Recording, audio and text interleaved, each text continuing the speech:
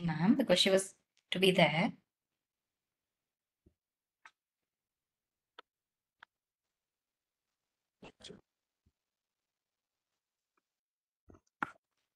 Sunny, can you Jyothsana, you come? Yes, I joined, ma'am. I managed to join. So I being Jyothsana with us. She has been a faculty. Many of you in the South know her. She's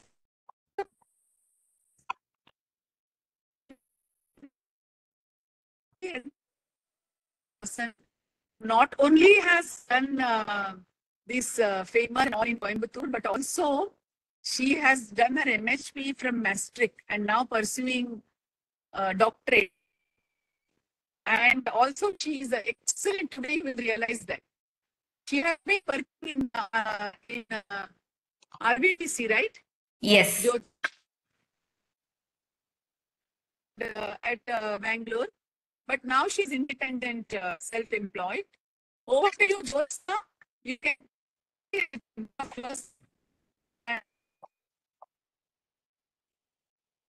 Thank you. Sorry. Whenever you want, Jyothsana, let us know. Yeah. Sure. Sorry, that was a bit scrambled. Yeah.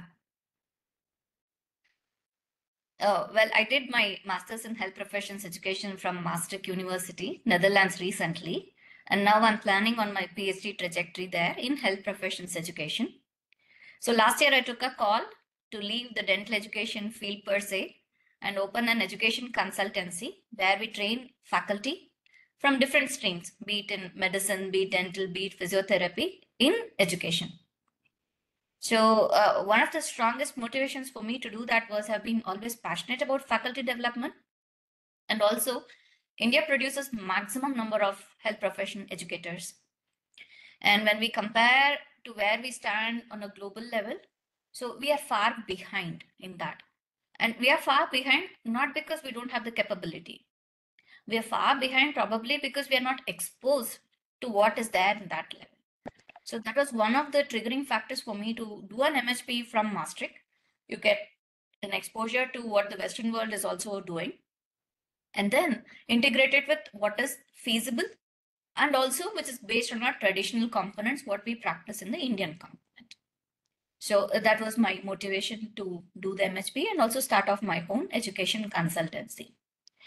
The background I have is that you're all very happy to be in the second course of being conducted by Nagda ma'am, and along with Dr. Chinmay and Dr. Gaurang being there to support. And what have you learned previously in your modules? When did your session start? I suppose it started in July or August. Yeah. And what have you learned so far?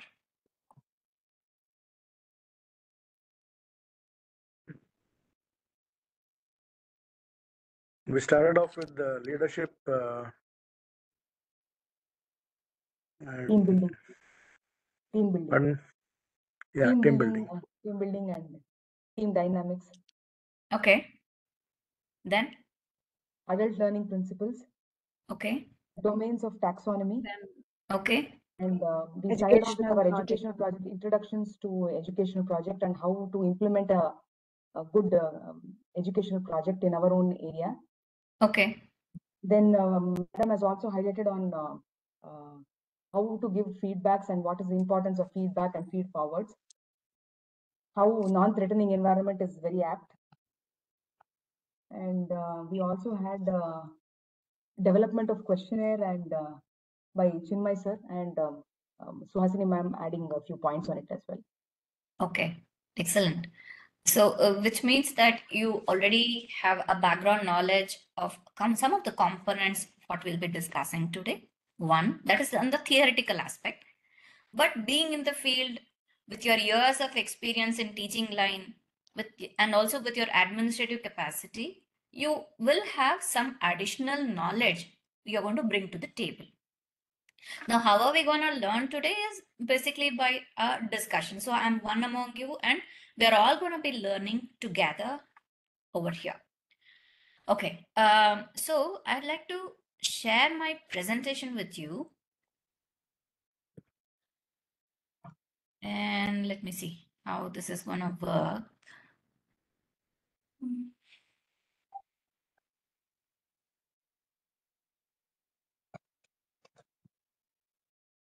Not screen recording, but what I want is my desktop. Okay.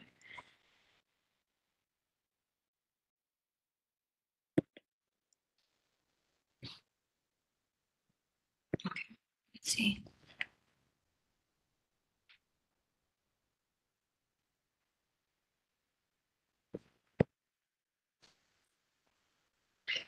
Okay. Operating from a Mac, I'm sorry. So it's going to take me a bit of a time to understand how this screen sharing works on this platform. Actually, same thing is happening to me. Huh. My Mac also now it went off.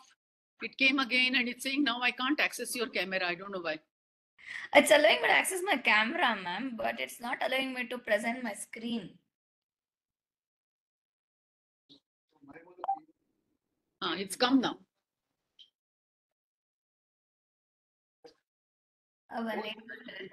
So many of you have taken projects which are related to curriculum, module formation, rather than the complete curriculum of prosthodontics, one particular topic, maybe a small topic. But for that, you need to apply very scientifically all the steps that are required. So that also we'll be doing, and the breakout room activities will be forming a module commonly by the two groups. And next week also we'll continue. After that, I think it will be after 1 week break because Jyothsana is not here, and we will help you. Only thing is that little bit hectic I am today. That's the reason that I did not join on time. Sorry about it. And I think 16th is okay for 16th is she's not ready. This one, Ashwini. So she was telling that Friday. Is that Friday okay for you? But somebody told me don't change the day. What to do? Is it okay to change from Tuesday to Friday one week? Should be okay, ma'am. Anybody having any issue? Then I will put it to next Tuesday. That's why I'm asking you. No, ma'am, no problem. Okay. I will let you know much in advance. Huh? Jyothsana, are you okay now? No, ma'am. Let me log out and join back because that's what it is asking for. Okay. Excuse me, ma'am. I have to log out a bit early today because I have some urgent work actually. Yeah. If you all have heard of SPICES model? SPICE, SPICES model. No, ma'am. No. So what model of curriculum have you ever heard of?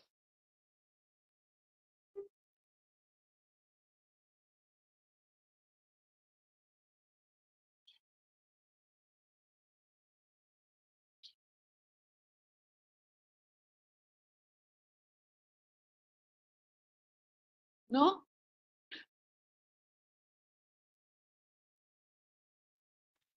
Generally, ours is teacher-centric curriculum.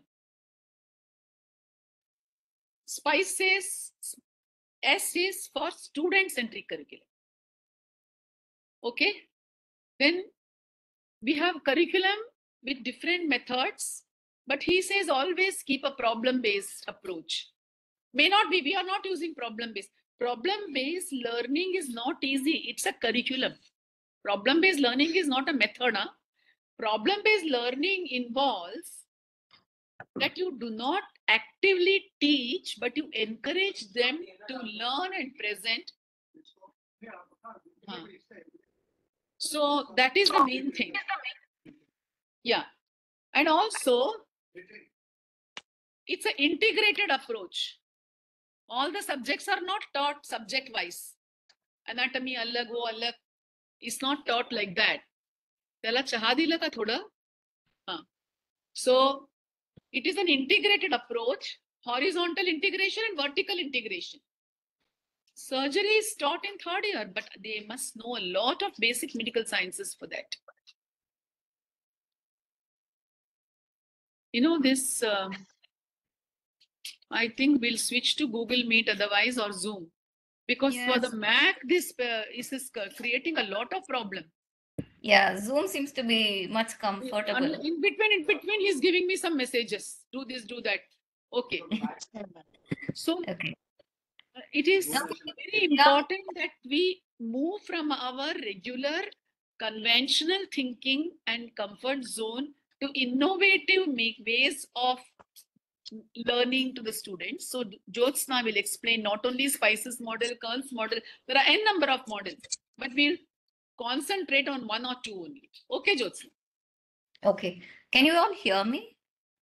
Yeah, just give me a thumbs up if you can.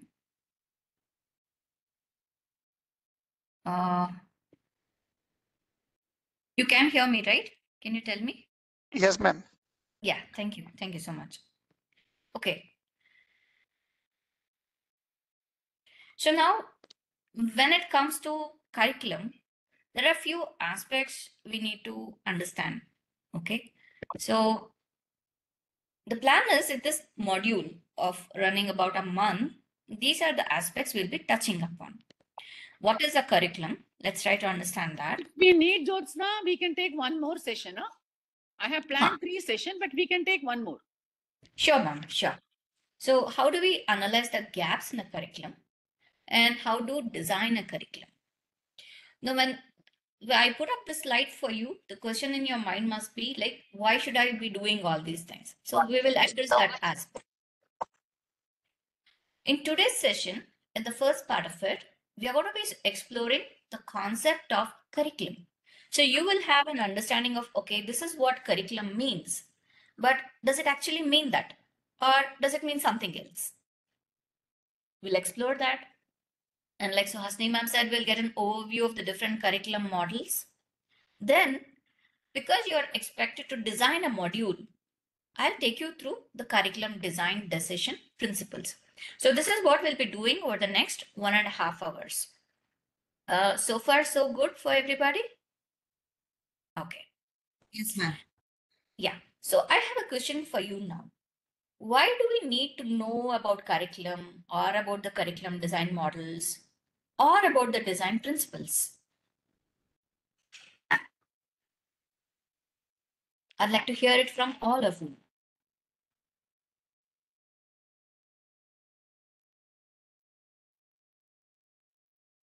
Curriculum gives a proper structure to the learning process. Okay. It will help us to navigate the students to learn in a proper direction, covering all the aspects. Okay. But why do you need this session wherein you're learning how to design a curriculum?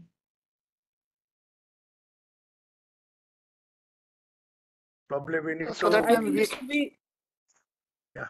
it will be Yeah, enjoyable go by ahead. the student, simultaneously learning also. Okay, students are going to enjoy this. Okay. A roadmap to guide the instructors or the facilitators, the educators and the students for Fine. academic success. But why does Meenakshi have to learn about curriculum design, or why Padiyar sir need to learn about curriculum design? Why Suhasini ma'am has included a session where you learn about curriculum design? What is in it for you? Structured manner, maybe it will be more structured, more structured. More structured. What is more structured?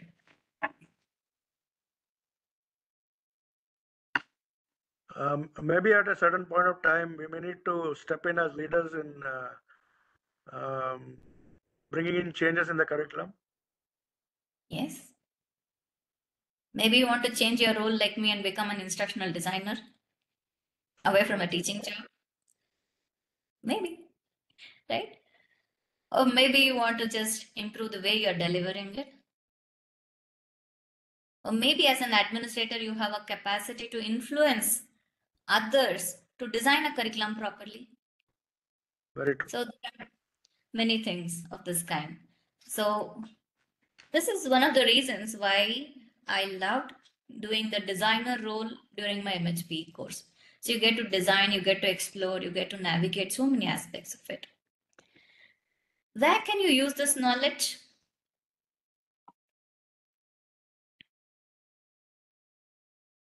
Probably when you bring in some new course in the university.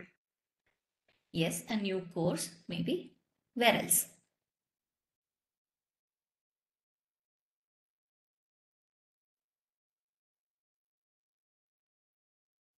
You know the adult learning principles, right? Yes. If you do not see an immediate application, are you going to learn it? Yeah. No, no adult will learn. That's the reason why I'm asking you, where do you think you can use this? Okay. So where do you think you can use this?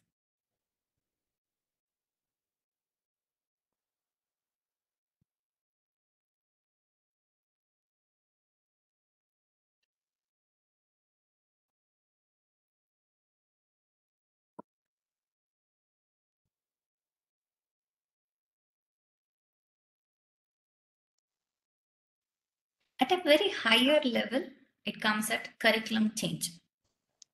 Okay, so probably the NDC is the one which is responsible, and it's going to invite you on an expert panel, and you're going to be driving the design decisions there. That's at a higher level. Not everybody gets to be on the TC. ಏನು situation ಬರ್ತಾವಲ್ರಿ advance well advance ಹೇಳಿದ್ರೆ ಸಾಕು ಅಂತಂದ್ರೆ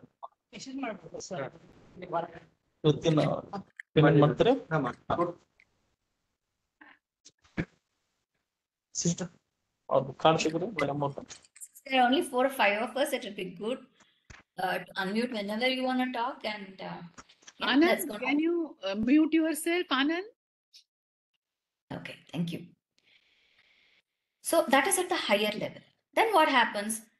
Supposing you are HODs and you say, in my control, we cannot work together and change the way we are teaching the subject to our students.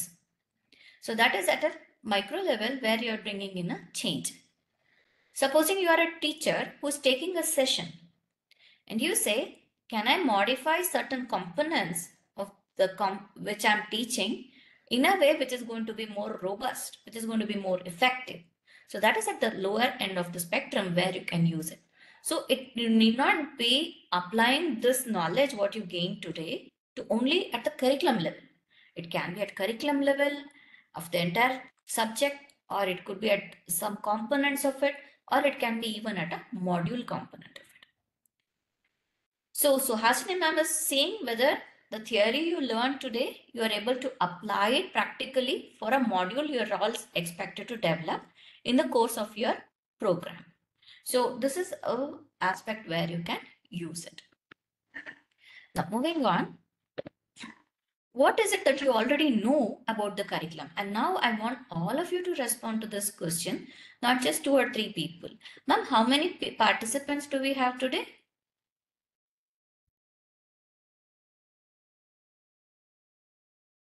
One, two. 6, I think we are around 6 or 7, right? So I'd like all of you to get involved and let me know, what do you know about curriculum already? What are the things students are going to cover throughout the session? What is That the is the things? curriculum. Uh, We need to cover for the students for that particular session. Okay. So you There are 10 of them. There are 10 of them. Oh, okay, ma'am. So you're basically talking about the content, correct, ma'am? Yes. Yes. Yeah. What else do you think is there in a curriculum? the theoretical and the practical aspect of it. Yeah, the theory and practical, again related to the content. Syllabus of the topic or subject. Yeah, syllabus is again content. What else is Time there? given, the duration. What is we learned, ma'am? Pardon? Evaluation process. ma'am. The Credits evaluation. for each component. Credits Yes. for each component. Yes, evaluation process as an assessment strategy or having a credit point. So Correct. yes, that's so there. What else is Time there? period for each, how much time you are going to give it for each topic. Exactly. So ours is a time-bound curriculum. So we have to finish our program in 5 years, 4 years. So in each period, what you need to cover and in how many days and how many hours. So there is a time also given over there. What else is there in a curriculum? Feedback component. Is feedback component mentioned in the curriculum? Not exactly, but should it be included in the curriculum? You are the curriculum designer. You tell me. Should be included, according to me. Okay. More scope for the facilitator. Exam format, ma'am. Then exam format. Examination format. An assessment format is there. What else? Does So, eligibility to does it come into the curriculum? yes. Yes, you Eligibility. have eligibility requirements to be part of the course, also as depicted in the curriculum, correct? What else is there? Just dig a bit deeper.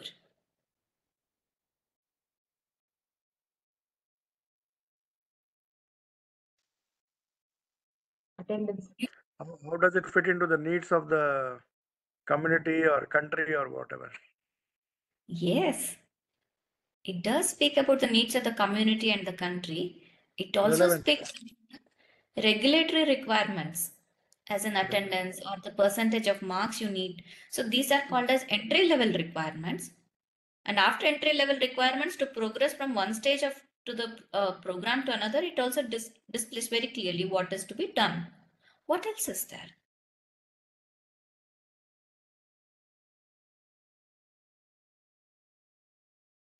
So I'm so happy that you're able to recognize that a curriculum goes beyond content. The moment we think of curriculum, we say content. But a content is accompanied by several other factors. So we will see what are all those factors. So now you already have a fair idea of a few factors. We will figure out which are all the aspects which have to be explored a little bit more. As we jump into any topic, so I understand it was my experience that the language was very different. Even though we were all speaking English, I could not understand a lot of terms. So there was a lot of confusion as to what does this mean? Does it really mean what I'm understanding, etc. So in any workshop, I would prefer to have a vocabulary session wherein we developed a shared understanding. Okay, so this is what it means. And then we are good to go to the next stage. So curriculum. So now what is your understanding of a curriculum? You said it contains content, it contains assessment process, it contains entry level requirements. It also defines some competencies. When we use the word curriculum, there are a few other add-on terms we use. So ma'am mentioned curriculum design models. So what is this curriculum design models?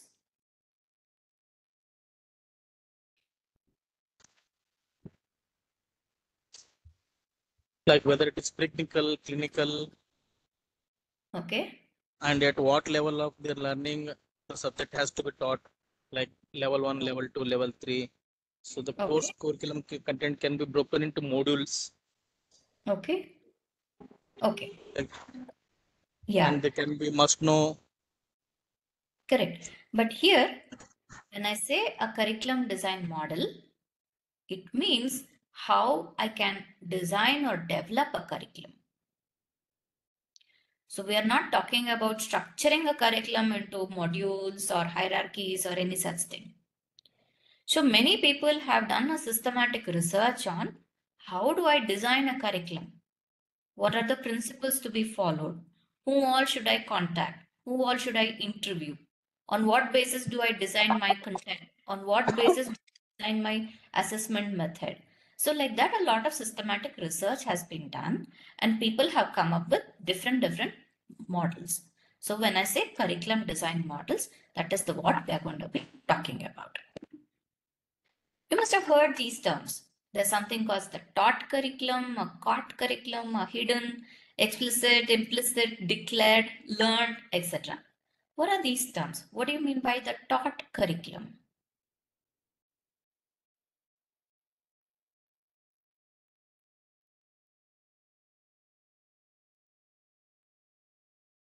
Where the facilitator teach something about the subject.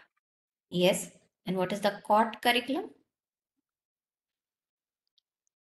Learner's ability to explicit what has been learned.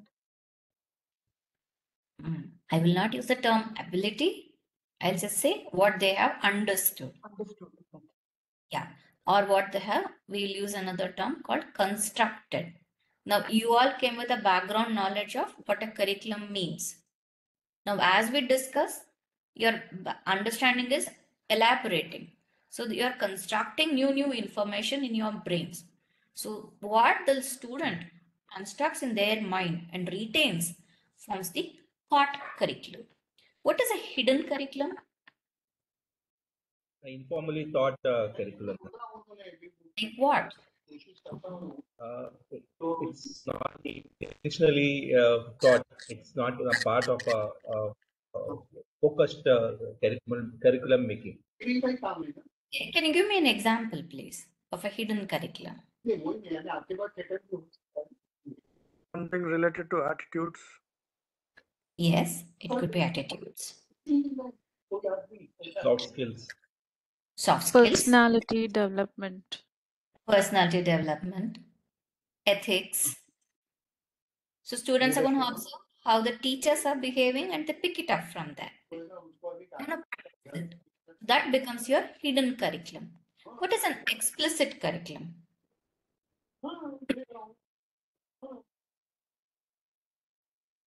Something like a syllabus which is properly laid down. Yes. It's very clearly spelled out or explicitly mentioned. So that forms an explicit curriculum. What is an implicit curriculum?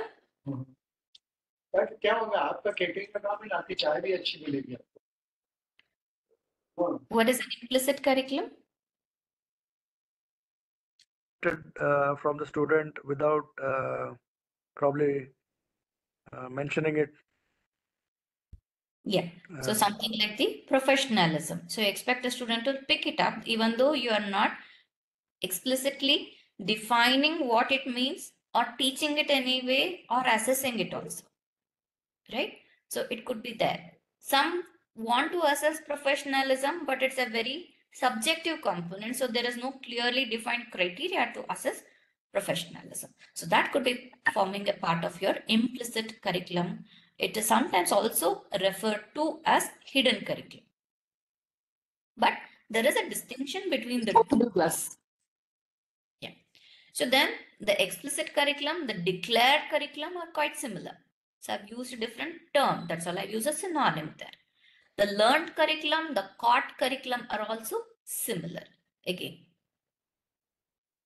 Okay. So these are the different terms we use whenever we talk about curriculum. Then we also have competency-based curriculum, problem-based curriculum, team-based. What is EPA?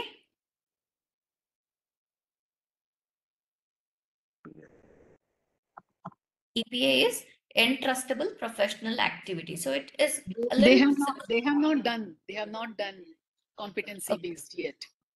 Okay. In fact, yeah, we need to introduce that separately, one session for that. Yeah. Yes, ma'am. And So when you asked a question, I mean, why should we do? I think they should have gone back to the definition. Lot of things will come. It's a whole ball game, I have told you. It's just not the content, just not the assessment, isn't it? So when we talk about entrustable professional activity, as a dental faculty, you are allowing your students to place dentures on patients. So when a third year is placing dentures, you know what level of supervision is required. And the same thing is being done by a final year, by an intern or a postgraduate. The level of trust you have over that student's ability to place grows, right? So that is where it comes as entrustable professional activity. So at what level do you think that this student does not require any kind of supervision or requires indirect supervision, and you can confidently certify and say this person is fit to practice? Okay, so it is kind of similar to competency based, but goes beyond competency based because EPAs are all skill related. So then comes the outcome based. So the competency based curriculum says my student should demonstrate competency in professionalism and communication skills in clinical repository, etc., etc. Outcome based says what kind of a dentist I'm going to be producing because of this curriculum, or what kind of a dentist is a resultant component out of this kind of a curriculum. We also use this term student-centered curriculum. So what does that mean? What is student-centered?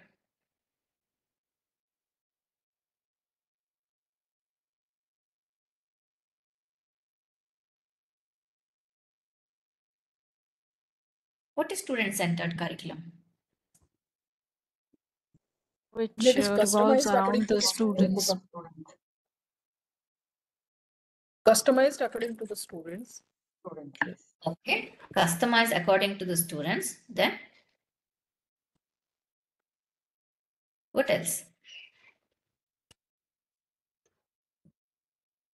So when we say student-centric, what it means is what the student wants to learn is what the student learns. For example, your student wants to learn implant dentistry. Does your curriculum allow them to be learning implant dentistry at UG level? Your student wants to do 15 cases to develop competency in, let's say, doing an RPD. So are you having enough patience to ensure that every student gets to that number? Or there might be students who are going to pick up that skill in only 5 dentures. So is your curriculum flexible enough to allow that to happen? So when you say a student-centered curriculum, it means what the student needs to reach the end goal. So how is the faculty, how is the organization supporting a student to reach that end goal? So that becomes a student-centered curriculum in a nutshell. Problem-based curriculum, team-based curriculum are all how students are learning. For example, if you are taking a student to the field, let's say a village, and in the village, the student goes around and examines, oh, these are all the problems this particular set of people have. And how can we come up with a solution for their problems? So then there is an authentic situation, a real situation where the student is trying to solve. If the student is sitting in a classroom and we are running PPTs and giving them textual information like how I'm doing right now, then it becomes a didactic session or a didactic curriculum. So problem based is we give them a scenario, we give them a problem, they have to figure it out how to solve it. But of course, as facilitators, we are going to provide all kinds of support which is required for them to solve the issue, and then give them the feedback to say, okay, this has come out well. This is an area where improvement is required in your goal to become a complete learner. So that is how the problem-based learning happens. In team-based also quite similar, where people learn together. Have you heard the term spiral curriculum? What does that mean?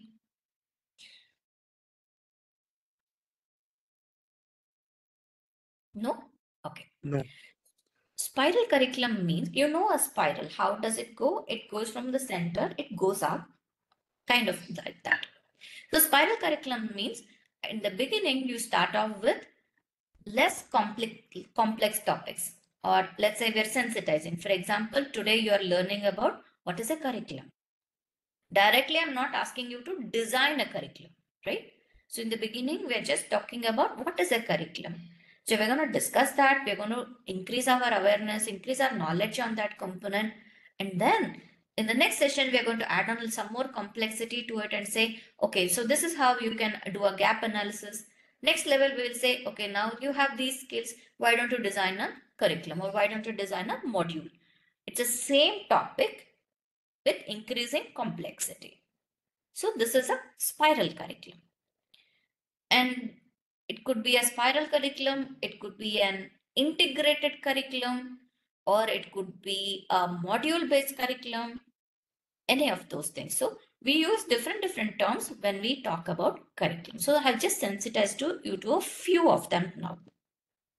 What exactly is curriculum? You got a few of it right. So you said the content. Yes, it definitely is. Did you speak about the teaching method? So this also matters. How the student is being taught. Is it didactic? Is it something else? What is your assessment strategy? You did mention that. Timetable? Yes. So in the timetable also, you spoke about the number of teaching hours, but it goes beyond that. So how many hours in a day is a student actively employed? How many hours is a student allowed to learn by himself or herself, self-directed learning? What is the time duration allocated for their skill practice? What is the time duration for their cognitive development? So all that together is also part of your curriculum. Objectives. I'm not talking of a subject only objective, but the whole curriculum objective. What is the objective of your BDS program? What is the objective of your MDS program? So what is the goal there? What are the competencies? So if you look at the existing DCI curriculum also, it clearly mentions what are the competencies a dental student should be developing by the end of the program. Now, how are the students involved? How are the teachers involved? And because of this particular program, how does it benefit the patients or the community? So in the beginning, Padiyar sir said, so this is one of the ways in which we will be designing a curriculum. True. We have to always take into account what is the societal needs when we design our curriculum. And what is the organizational support? Does it have the capability? Now, if I say problem-based learning, does your organization support problem-based learning? Do you have enough rooms where tutorials can be conducted? Do you have trained teachers who can design problems, who can evaluate students, and who can help them to analyze where they're going?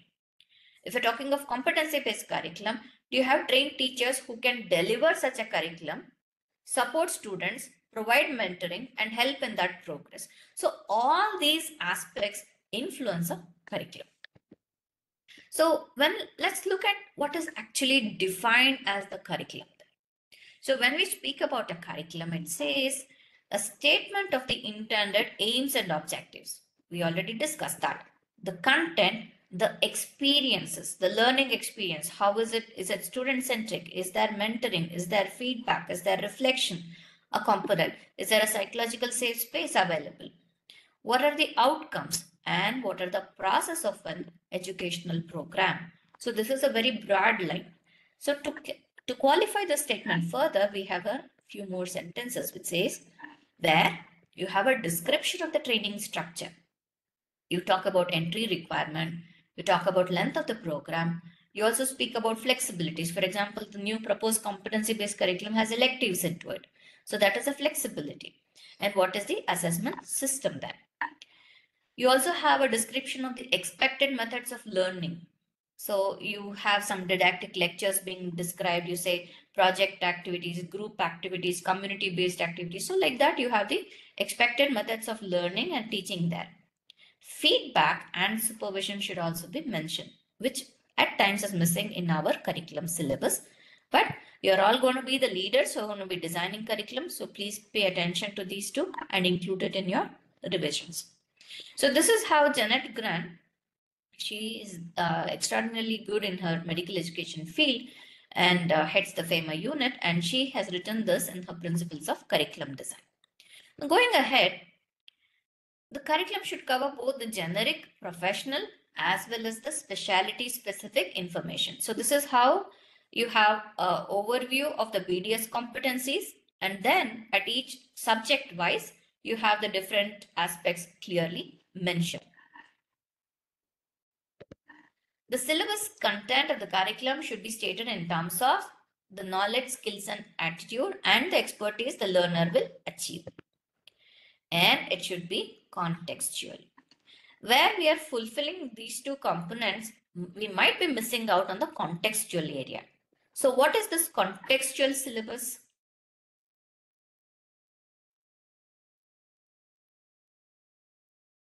What do you think is the contextual curriculum?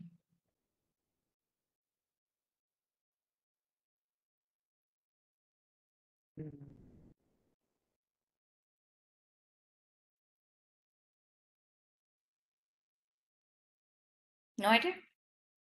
And the broad area of application. Okay. Anyone else? Instructional problems. Okay. Anyone else?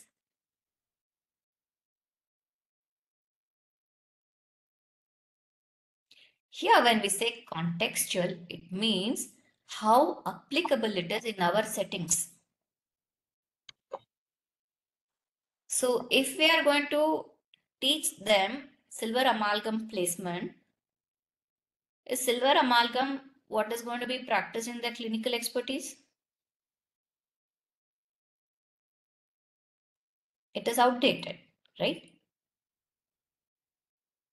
So if you're expecting your students to perform a procedure which is like 10 to 15 years outdated, it means it is waste.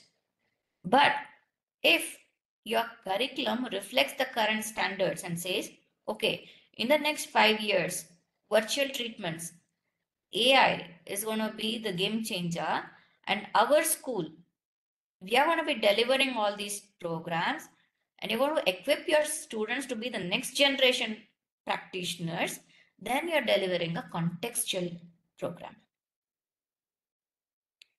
Supposing you are placed in an area where there are a lot of road traffic accidents, but in your syllabus or in your practice aspect of it, students know nothing about jaw rehabilitation.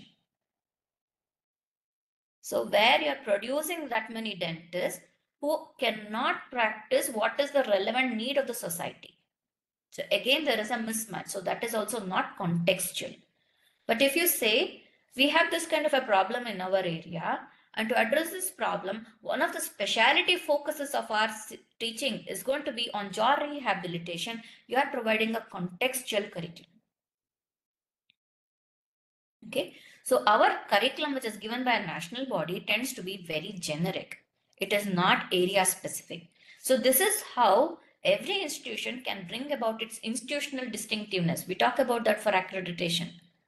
When you design a contextual curriculum, you're saying, yes, we are making a change to the society.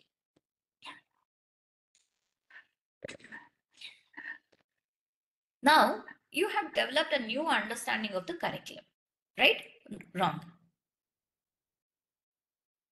Yes or no? Yes. I wanted to draw a mind map of your understanding of the curriculum. Do you know how to draw a mind map? Yes? No? Yes, ma'am. Yes. So please draw a mind map. If anyone does not know how to draw a mind map, it is very simple. You write the term curriculum, then whatever components you have learned about it today, draw arrows into it and write those components there. Okay, it is just how your mind is processing the information. So I want you to take about 3 to 4 minutes. So we discuss what is curriculum, what are the components of curriculum, what is the definition of curriculum. So please write a mind map.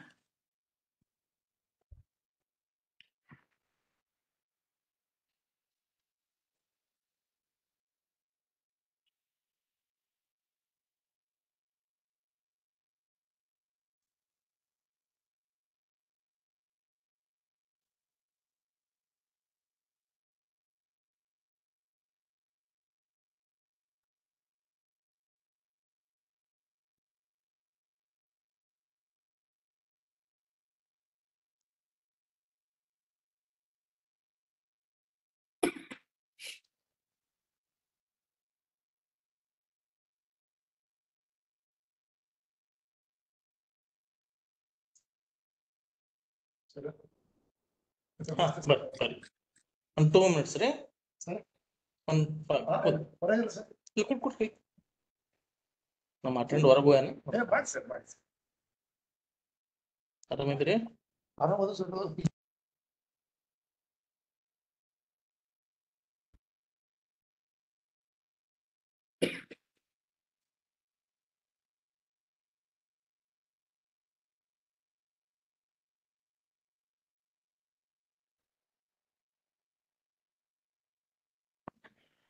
Once you are done, please let me know.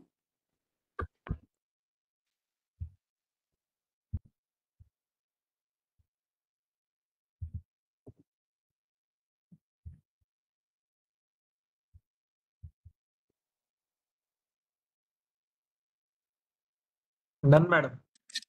Okay, thank you. Shall we go ahead? Yes, ma'am. Yes, ma'am. Okay. Now, it brings us to an important question. What do you think is your role as a teacher, particularly in the context of the curriculum? So when you joined the profession, you would have joined with some idea. Okay, I'm going to go teach and come back. Whatever was your role. So what is your role in this context as a teacher?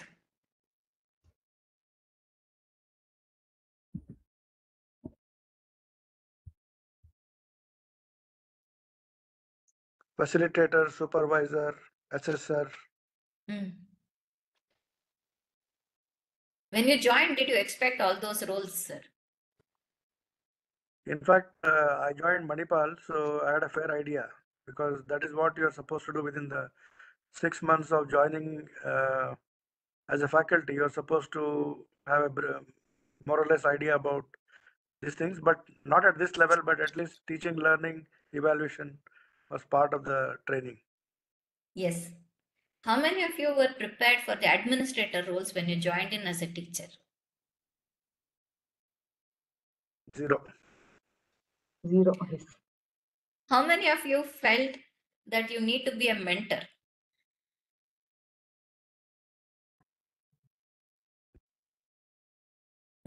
I try to be a mentor with my PG students, but with the undergraduate students, some of the students, when they turn up personally, then I try to help them. Because nowadays you can't force any students, undergraduate students. They think that you are torturing them. So you have to give a little bit of liberty. Yeah. So probably we are playing roles which we had not even anticipated, and most of the times we are spending with NAC. So we Yes, do ma'am. the secretary role, we do the whatever other roles also we are playing. That is how the life is changing, right? So if we are still under the impression that my role is here to teach, then just reflect back on how many hours a day do you actually spend in teaching? Very minimal. Which means you're not playing only the role of a teacher, but you have other roles also. You are playing the role of a clinician and demonstrating to your students. You're playing the role of a facilitator in helping your students learn. You're playing the role of an administrator by ensuring that they are on time for their classes or their attendances are marked and all that stuff. You're playing the role of an assessor by giving them feedback or by saying pass or fail decision. In addition, you're also telling whatever curriculum I'm teaching is outdated. Or maybe this change needs to be made in the curriculum, right? So you are a crucial key in this wheel of curriculum. You're a very important stakeholder there. So that is the role of a teacher, particularly in the context of a curriculum. You bring in your expertise and you also see the current requirements and you have the ability to say, look, this is what we need in the curriculum. This is what we don't need in the curriculum. Sometimes because it's a nationally prescribed curriculum, you may not have the liberty to change it. But within your scope, you would have made subtle changes. You will tell the student, hey, this chapter is not important, so I'm not going to do it detailed. But this is very important, especially for your skills. So I'm going to do this. I'm going to focus on this. So at your decision level, you would have made those kind of a changes. Now, with this discussion, what we are having, I hope that we will be able to evolve a little bit further to understand what is your role as a curriculum designer in addition to being a teacher. How can you design your curriculum? So when it comes to curriculum designing, there is a specialized role. You have instructional designers. So you go to LinkedIn or any of those websites and you just type in jobs for instructional designers, you will get a plethora of jobs, most of which are paid a lot more than any teaching job. Because to design a training program or any such thing is a highly specialized role. So if anyone is looking for alternate source of income, so this is something you can try it out. And it should be involving key stakeholders in your organization. So what we do, We are teachers, we know what is good for the students, we decide. But you also need to involve the students in your curriculum designing process.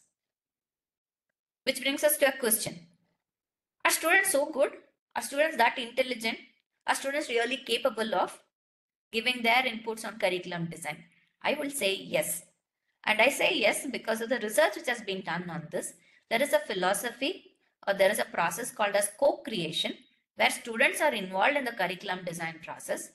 So it is not that students are subject experts, but they are the end users. So because they are end users, they have a fair idea of what they want to learn and what they don't want to learn. So one of the commonest questions my students would ask me is, why should I be learning about a primary healthcare center? Because I'm from a public health industry background. Why should I learn this? What use is it of to me? But if I were to involve them in my teaching, they would say, ma'am, this looks interesting, but can we make it more interesting by designing it in this manner? Can we go for a field trip rather than you sitting and telling me in a classroom? Can we go and interview the patients who are visiting a primary healthcare center so that I can understand from which background they come from? Students are going to give a lot of valuable inputs. So that is another important stakeholder in this, especially when you're talking about a student-centered curriculum. The community. So the community where your institution is based, it always has to adopt a PHC or two in that locality and serve the villagers. So that is the idea with which any healthcare education organization was formed. So what are the problems in the community? For example, I know that Ramaya caters to an institution in a field area where there is a lot of tobacco cases. So the institution should be prioritizing tobacco de-addiction programs. It should be focusing on oral cancer detection. It should be focusing on rehabilitation of the patient.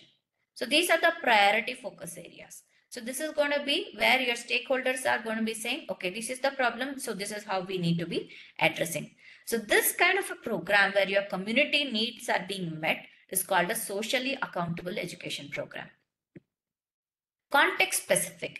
So in which area, in which country, what is the local population needs, what is the learning requirements, everything to be fulfilled is what curriculum designing requires. So it goes a little bit beyond merely talking about a content or the syllabus there.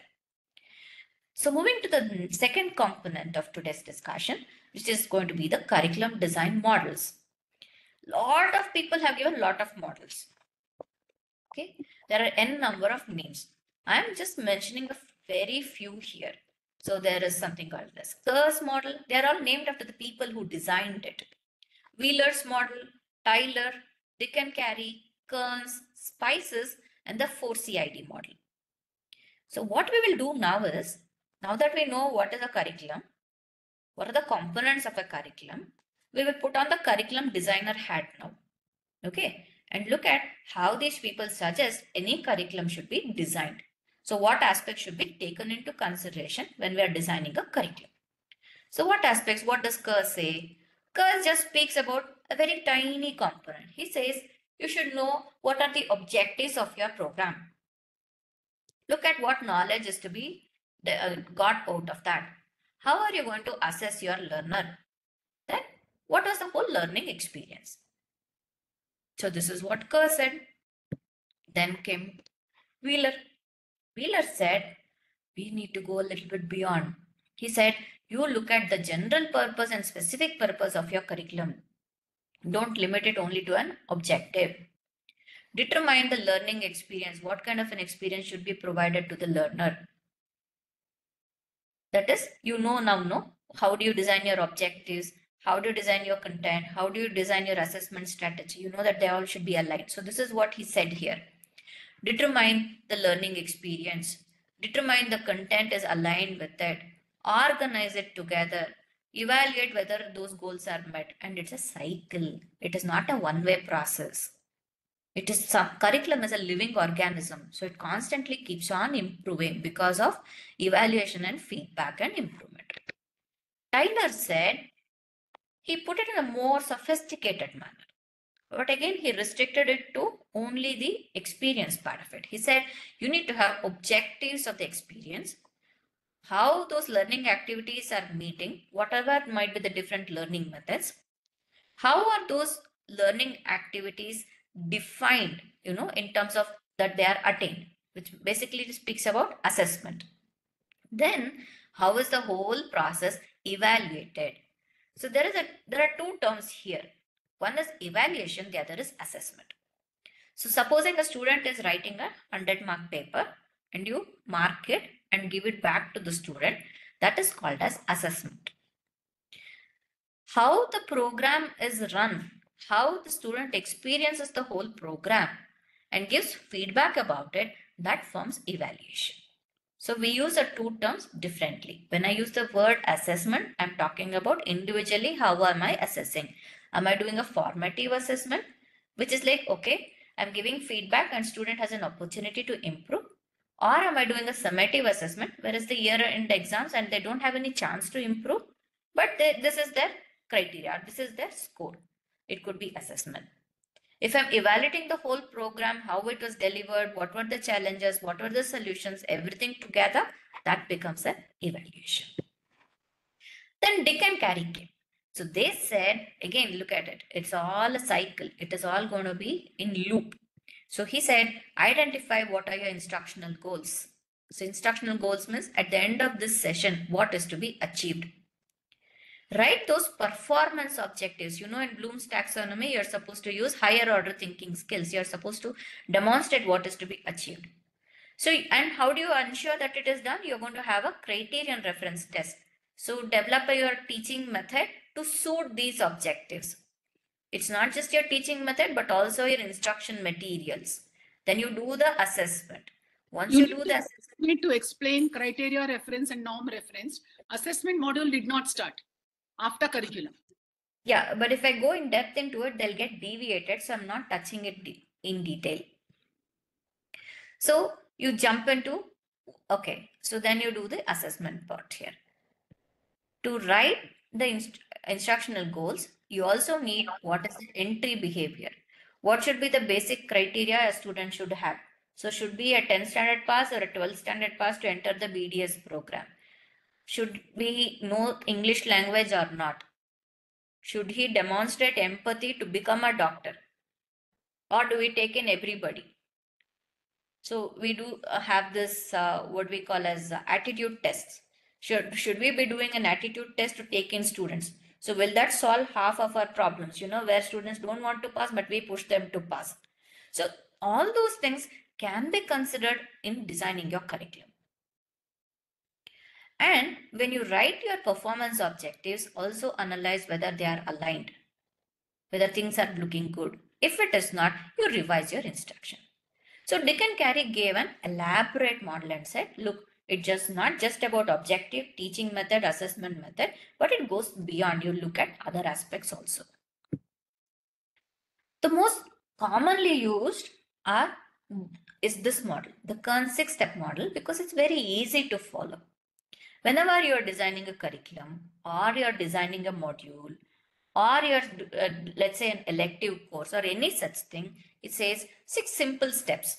And again, it is limited to the program level. It does not look at the society, it does not look at the context or any such thing. It's very microscopic that way. It just says, identify whether there is any need for your program. You will say, I want to design an implant course. But is it really required? Are there takers for the program? If there are takers, what is it that they want to learn? So those things.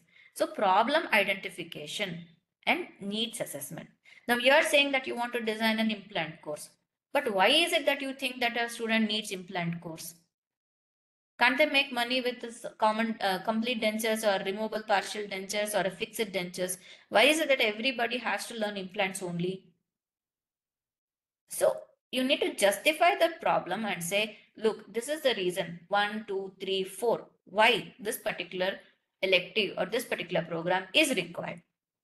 Then you're going to look at the learners. What is it that my learners want? Is it this is what they're asking for? Let's say that they don't want to learn about implants, but I want to teach implants. It doesn't work. Or they want implants, but I want to teach them complete dentures. They're like, no, I don't want to spend so much of time doing all this. Anyway, I can't stand in the prostho lab. I don't want to learn this. or they don't want, or they really don't want to learn any of the laboratory steps, but you say, no, you should do this. They'll say, no, why should I? I'm going to give it off outside. I'm going to get it done, right? So what is it that your learners want to learn? So you need to identify, and based on the problem, based on the needs, identify goals and specific objectives.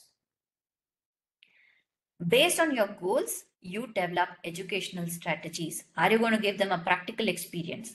Are you going to give them a hands-on training? Are they going to be working in simulation labs? Are they going to be working with VR, virtual reality? Are they going to be using AI? Are you going to be going for a digital program? Are you going to be going for a didactic program? Are you going to be going for a discussion mode, a problem-based mode? So all that is going to be decided based only on your goals and specific objectives. Then you will implement it. You would have thought, okay, I'm sure you all would have experienced house construction. So your architecture comes up with a plan. You have something else in the mind. The engineer builds it in whatever way. Finally, the local contractor is going to build in the way he wants to build it. So there is a lot of mismatch in your planned implementation to actual implementation. So what happened in the process? So that is something you need to figure it out, and that comes with evaluation and feedback. So this is how Kern ideated this 6 steps in curriculum designing. So you can use it very easily for any module development also. Design one smile component, look at it, and you can enlarge the scope of Kern's 6 steps by saying, I'm going to look at what the society wants. I'm going to see whether the context is there. I'm going to see how the timetable can be fitted in. I'm going to see what are all the assessment strategies which are going to be coming in, right? Because it is not mentioned explicitly in Kern's, he just puts it under the big umbrella of educational strategies. So you can use this as a base. To guide our idea of a medical education further, Harden, let me finish Addy and then I'll go to Harden. Addy said, this is a very simple instructional design model. It's just logical also. Addy is nothing but it says analyze. First analyze what is the problem, identify what are the gaps, and then fill it up. So how do you fill it up? You design it. So you are going to design based on your analysis and you're going to design your learning experience. Once you have an outline, okay, so look, I'm going to have a competency-based curriculum and I'm going to work like this. Then comes your development process. Each step you have to develop. Okay, in my elective, there are going to be 10 sessions.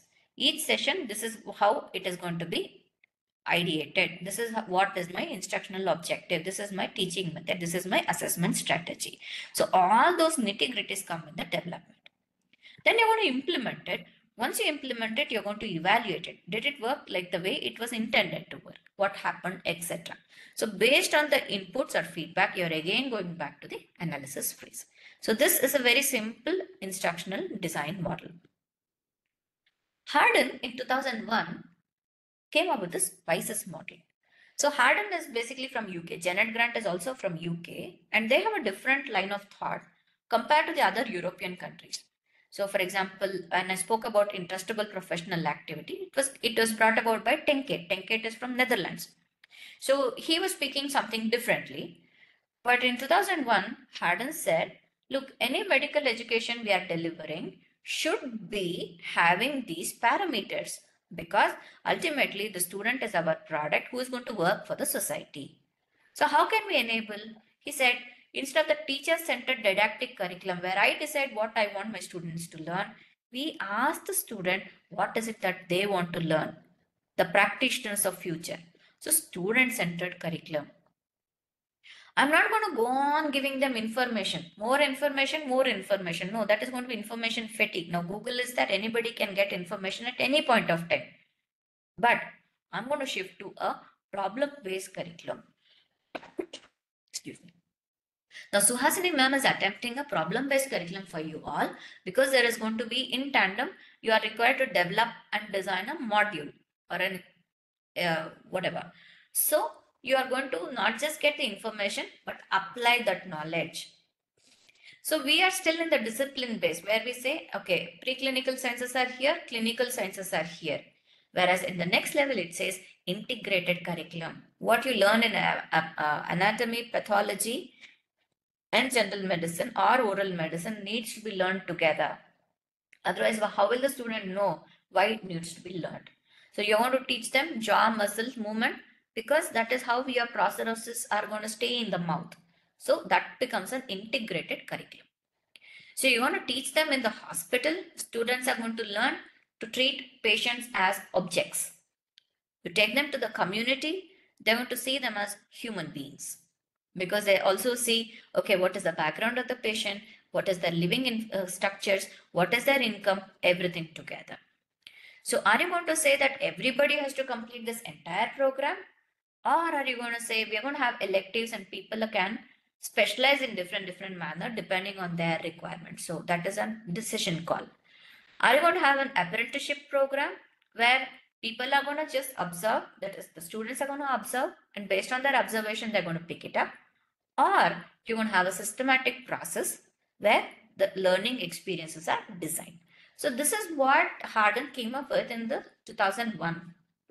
In 2022, he wrote a commentary on this and said it is still relevant because these spices, that is student-centered, problem-based, integrated, community-based, electives and systematic approach to a curriculum is highly relevant even now when we are making a transition. In most of the European schools and the US and Western-based schools and even in China or Japan, they have already shifted to a community-based, competency-based or an outcome-based curriculum. They talk about problem-based learning, etc. In India, we are still stuck in the dental field at least, largely with a didactic culture. That is because we were never taught in the other way. So we are also stuck in that mindset. Whereas the medical, if you compare, they have transitioned to competency-based curriculum, though it has its own flaws in the way it is being implemented, but they're still transition. So in the dental, you are all going to be the forerunners who want to say, okay, look, this is how the curriculum needs to be working. And you're not making the statement just like that, but you have evidence to say this works and let's make it happen. Can I come in here? Yes, ma'am. Yeah. So that is the main issue. The medical people also took over a period of 20 years to actually get it started because they started, the idea cropped up in late 90s and then they kept on working. They made 19 centers. We have an example in front of us. So what we need to do is all the college faculty to be appraised, then appraised in the sense trained, and also the students' involvement in that. Because if you have continuous assessment without a student's involvement, it's not possible to have so many formal examinations.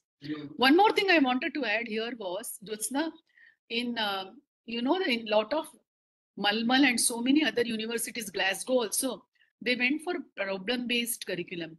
What they felt was very small percentage of the students are able to search, get involved, come, because 70 to 80% work is done by the students and the teacher is only a facilitator in the real sense.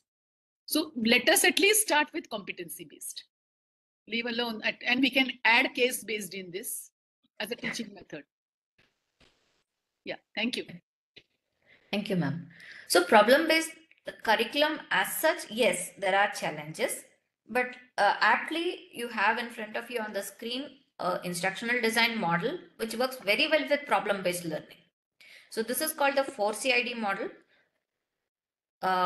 instructional design model. And this was designed by Van Merenbreuer, who happened to pass away last month. And this was developed in Maastricht University. So, and I personally experienced this process, okay, because every elective of mine was designed in this manner. So what they would do was the learning task. So this was very well designed for us. You need to show this.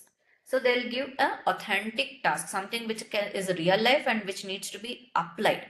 And it is a complete task, a real life task. And those tasks were again organized. It could be something as simple as, okay, design accreditation characteristics for an organization, or it could be compare and contrast the accreditation standards across the globe. So we used to have different types of activities like that. So simple to complex. And depending on the complexity, I would have different levels of support for the work. So this was the learning task. When it came to performing it, so there were areas where we could do it, and we used to get feedback. They would say, okay, in between we will give you feedback, etc., like that. And whatever information I needed to learn about it or execute that task was also available as a procedural information. All the learning resources were provided, everything was there. And in addition, we also had the supportive information, additional reading, etc. So this is a very simple way in which a problem-based learning can be done. So ma'am said that in a problem-based learning, student does 70% of the learning, the instructional designer is just about 30%. While that is true, the instructional designer does a lot of background work. They have to design these learning tasks. They have to design what level of support. They have to identify what are the different resources which are required. They have to look at how the students are performing and evaluate it constantly. So this is the 4CID model. So to summarize, we looked at the 4CID model, we looked at the Spices model, we looked at Kearns, we looked at Tyler, we looked at Dick and Carey, we also looked at Kerr and Wheeler's model. And this is just tip of an iceberg. If you just Google instructional design models, you will get hundreds of models. It does not matter what you use. What matters is how you use whichever model you are choosing. Okay. Now, at this stage, I want you all to reflect. So we have come to the second part, ending of that there. Now I want you to reflect. So first we learned about the curriculum. At this stage, I want you to reflect on what is your concept understanding about curriculum design models? So you would have seen, no, in each of these models, there are some features. What is it that is considered? Is it the objective? Is it the end product? Is it the society? What is it that your concept understanding about this particular curriculum design models? What aspects you want more clarity on? Because there has been a lot of information bombarding. Just reflect a little bit for about 2 to 3 minutes. What aspects you want some more clarity on? Then where you can apply this knowledge. Okay, so please take about 3 to 4 minutes and reflect on this information. For a deep learning experience, it is important to reflect and engage with the learning process. Otherwise, I can continue to speak and you can continue to do your clinic work or housework or whatever.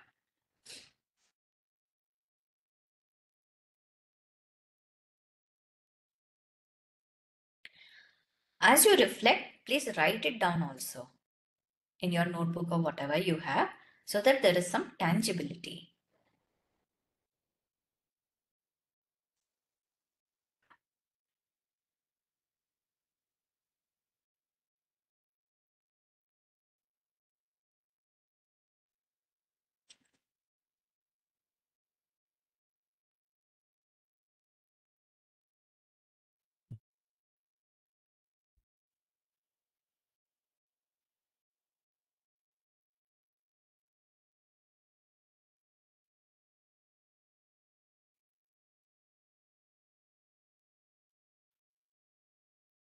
Once you have done the reflection, please let me know.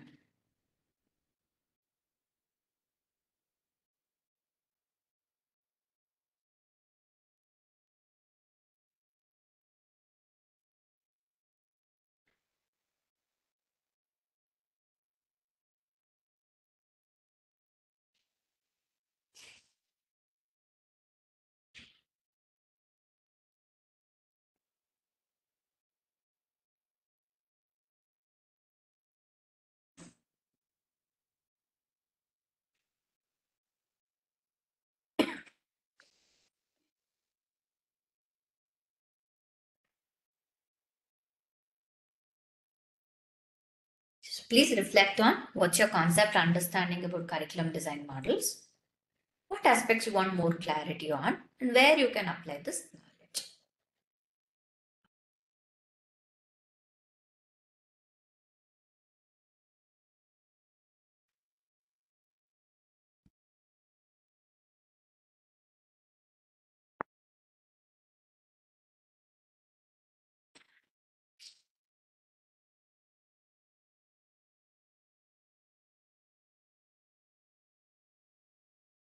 Once you have reflected, please let me know.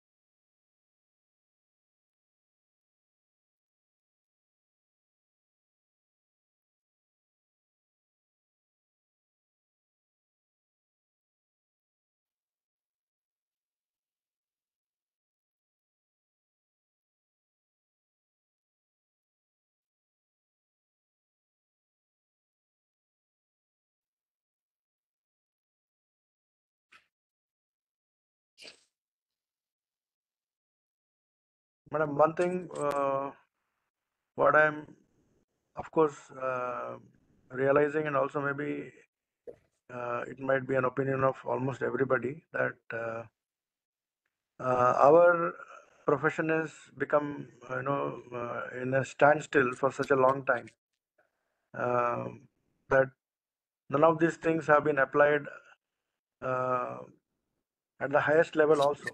Because now NDC is coming, and probably it is happening because they are just following the footsteps of NMC. But I think even this wouldn't have come.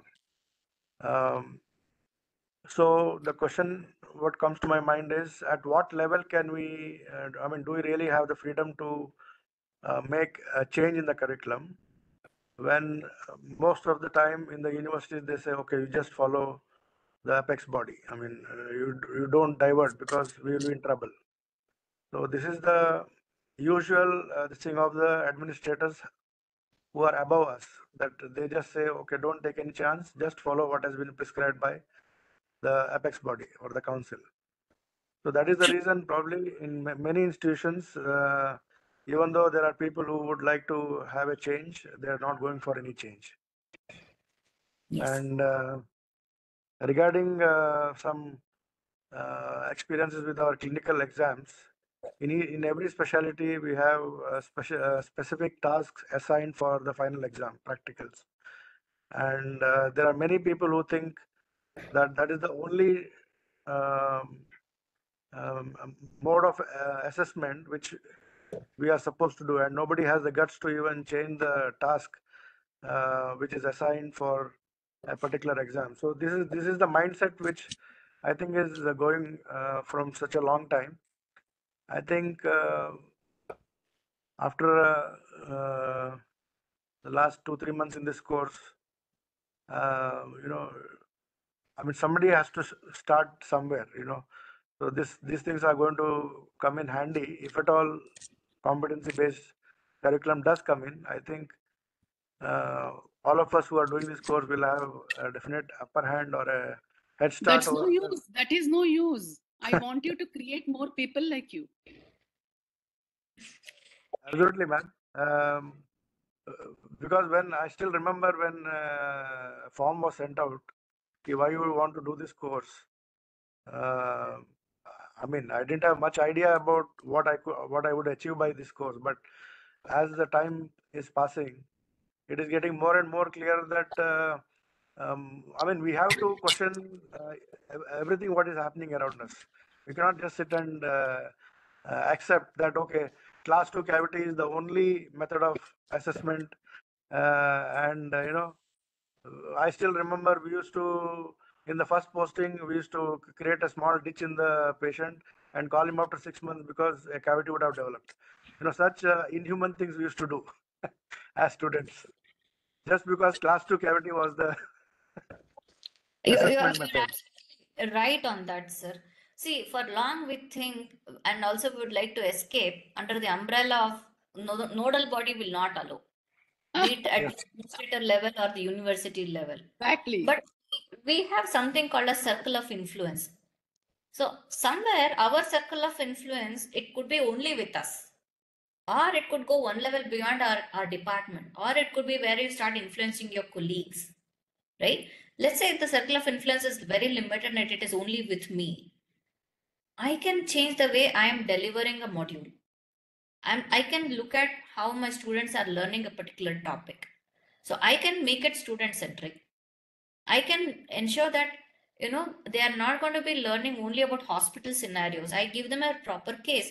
Instead of saying that you're going to have an edentulous patient coming in, I give them a background of the patient and say a particular patient from a village with this kind of a health problem is coming. What kind of a treatment are you going to plan for this patient? I need not teach him only prosthodontics. I go a little bit beyond. So this is where my circle of influence comes. So while it is easy and at the same time painful to say that, okay, let the nodal body make a change, what is also true is it is the people who make the change.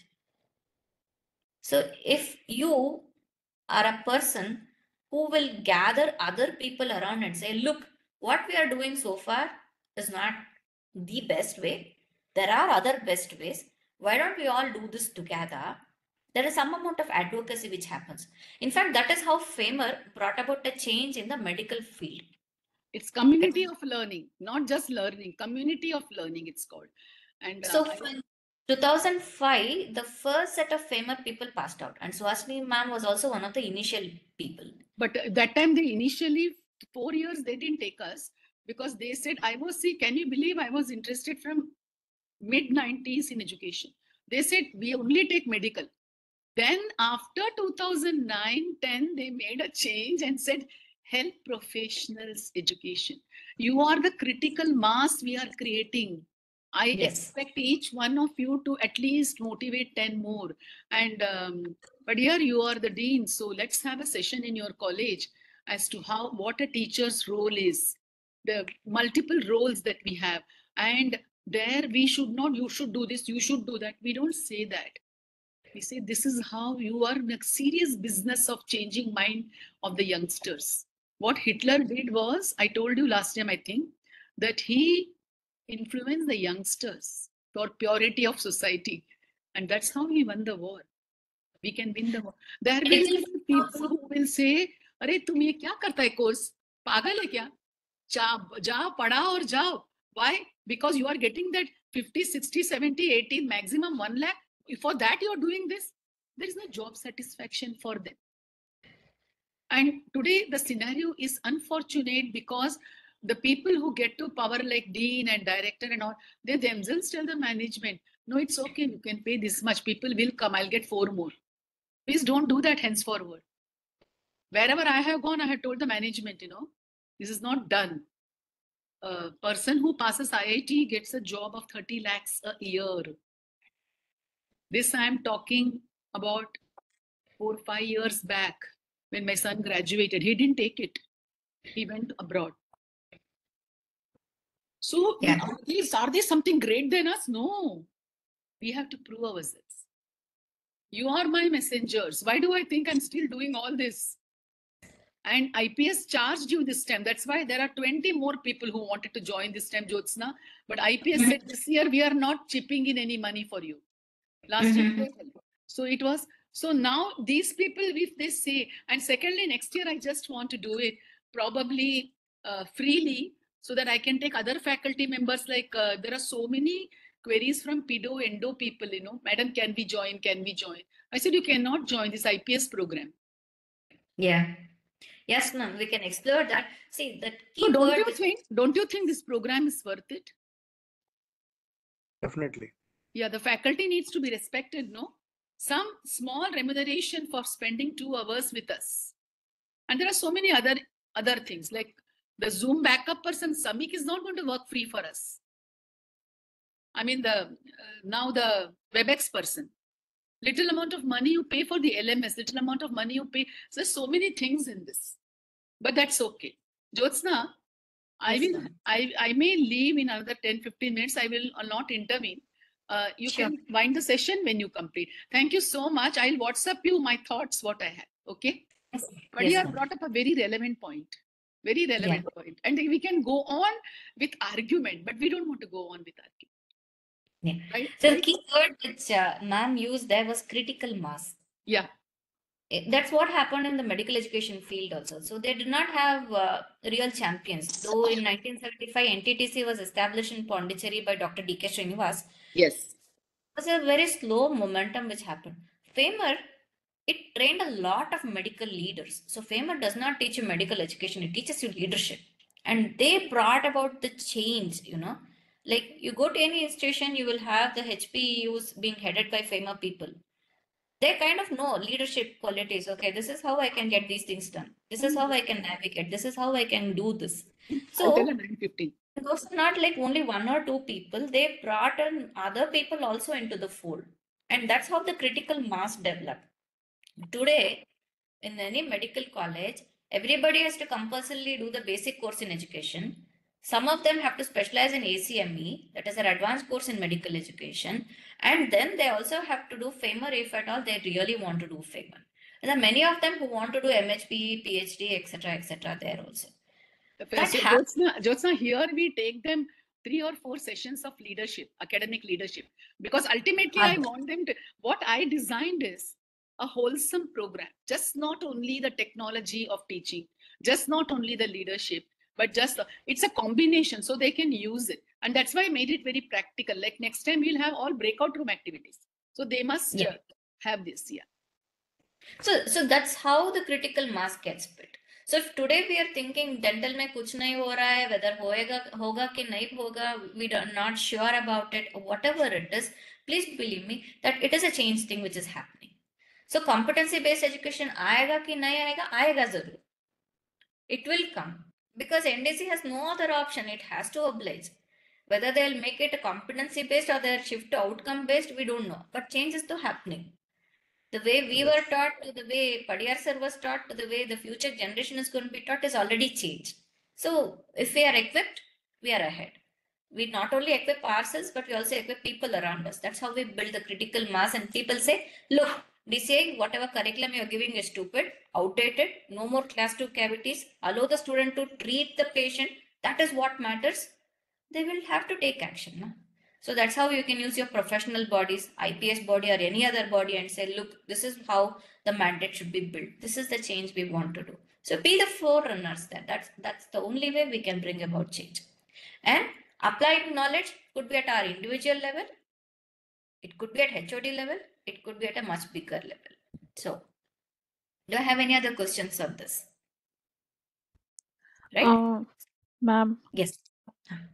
Ma'am, when we do certain changes, then we have to even include all the faculties, train them, and then only we can implement them. So it is even all if we progress. It's always a work in progress. So there are some bits you can train them, some bits where you can manage by yourself. So I used to bring about innovations in my department, and I had a high level of resistance. It was not a cakewalk at all. So what I would do is at my level, what I could do, I would do. Then I would influence my colleagues who were interested and build them on board, and then sell the idea to the HOD or whoever was there to say, look, this is going to give you this kind of a credit. HOD would take the idea and own up the idea. So it is all about leadership and how you transition out into it. Of course, there would be some resistance. So identify what is the resistance. Are they resisting because it is increased workload? Are they resisting because they don't have the skill sets or they think they don't have the skill sets? So, there will be multiple reasons why people resist. So we got to understand why resistance to change happens and look at that part. Anything else?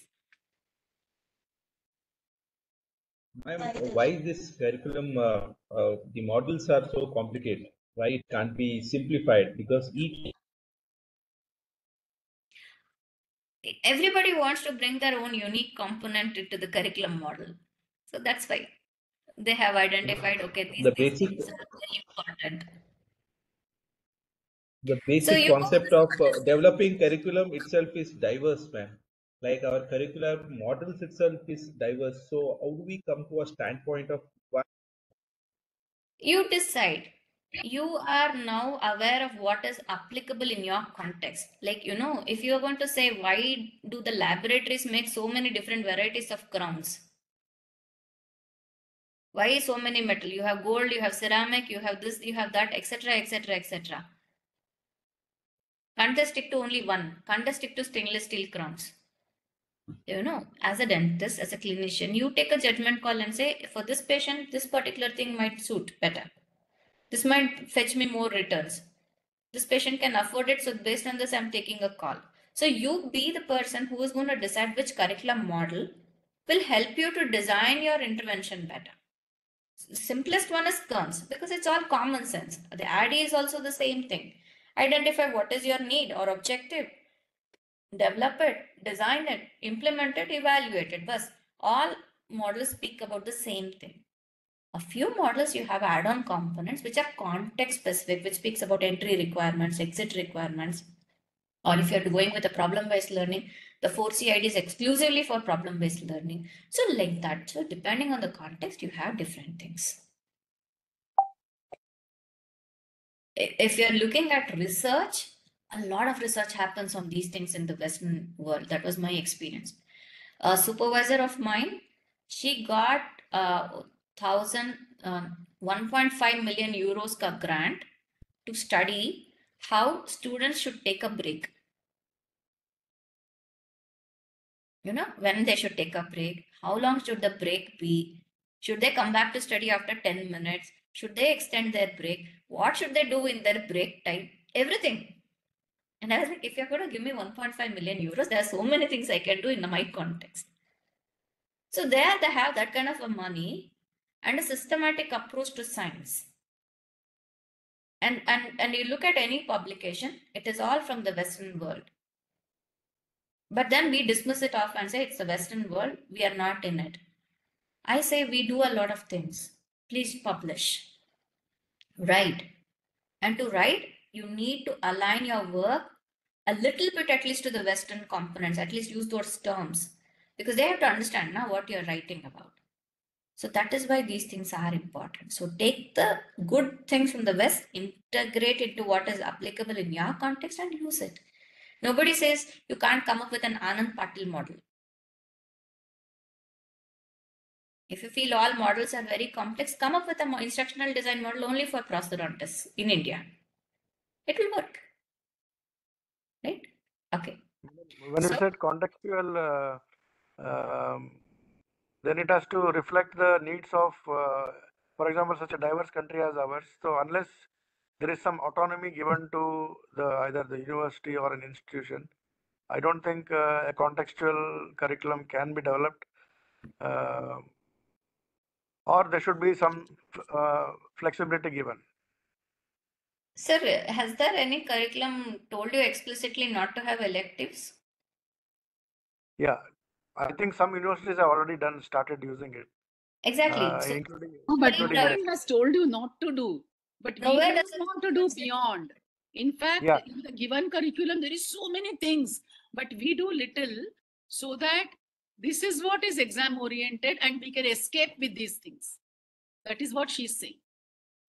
See, no one says that. Now, because of NAC, because of accreditation requirement, every institution is thinking of, okay, let me do electives, let me do a finishing course, let me do a white coat ceremony. Nothing is there prescribed in your curriculum, but you're doing it. So Yes. there is a belief system that you can't tweak the curriculum. You can tweak it. There are no rules in India which are so strong that you can't tweak it. It depends on how you want to tweak it. Exactly. Okay, so shall we go ahead to the third part? Yes. Okay. So what you all identified as a components of a curriculum is exactly what Hardin identified too. He said every curriculum should have a well-defined learning outcome. The content should be there, explicitly mentioned. Assessment strategies should be there. Learning opportunities, where are they going to learn? How are they going to learn should be explicitly identified. The learning location, whether it's a hospital or it's a clinic or is it going to be the community. What resources are available? Are you looking at online support? Are you looking at a LMS? Are you looking at textbooks? Are you looking at reference content? Whatever might be the resource. How is the timetable structured? Does it give a lot of didactic teaching to a student in a day? Or is it staggered? Does it allow for experiential learning? Does it allow for blended learning? Everything is important. How are your faculty? What is the quality of your faculty? Are your faculty trained to deliver this kind of a curriculum? What incentives? What is your recognition? What is your motivation? Everything is a dimension of a curriculum. The students are the key stakeholders, as important stakeholders are the community. And This whole curriculum is to be managed. We already have a PG committee, UG committee, curriculum implementation committee. Most of the times that committee is restricted to looking whether the timetable is fulfilled. A teacher can finish any class in 10 minutes. A teacher can teach a student also in 1 hour. So what is it that the curriculum management committee is doing? This is where the role of quality assurance comes in. How is the quality being maintained? What is your, we have a component called academic audit. You would have had it in your NAC. What is this academic audit? How is the curriculum being implemented? What is the feedback? Is there action taken? Have you improvised? Your whole criterion 1 looks at these aspects. So these are the different dimensions of curriculum. Now, when we say an instructional design, we have to keep a few parameters in mind. And this is a rehash or a summarization of what we have learned. Okay, so it's not something new. So there are 4 aspects. Context specific curriculum, this we have understood. And it is always cyclical and it is always evolving. It is never one-sided. Input, output with a complete evaluation. And it needs to be goal-based. So if you have a specific goal, that's when you're going to use your resources optimally. You know, if we are going to run a marathon, we know how we have to stagger our energy. But if you have to run a 100-meter sprint race, you know how you have to use those resources you have. So based on your goal, you want to figure out how you are going to use your resources. So these 4 aspects we should always keep in mind while we are designing our curriculum. Moving on. Let's create a mind map of what models you have learned and what is it that you want to apply. I'm not saying apply one particular model. Generally, what all aspects come into curriculum design? Now you know, no? Objectives, teaching method, assessment strategy, evaluation, needs, in that needs, what you're looking at, generic needs, everything. So put all that together in your mind map. So in the previous mind map, you wrote about curriculum. Now you go elaborate a little bit and write a mind map on what you have learned till this stage. Okay, take about 2 minutes time.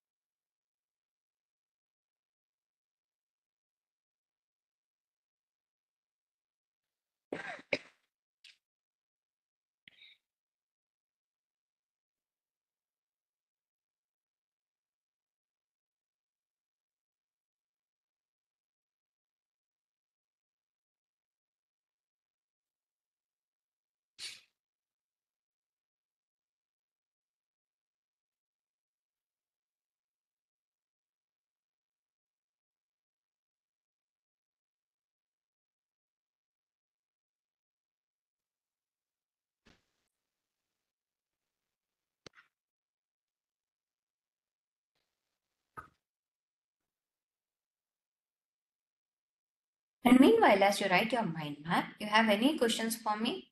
Please let's discuss that.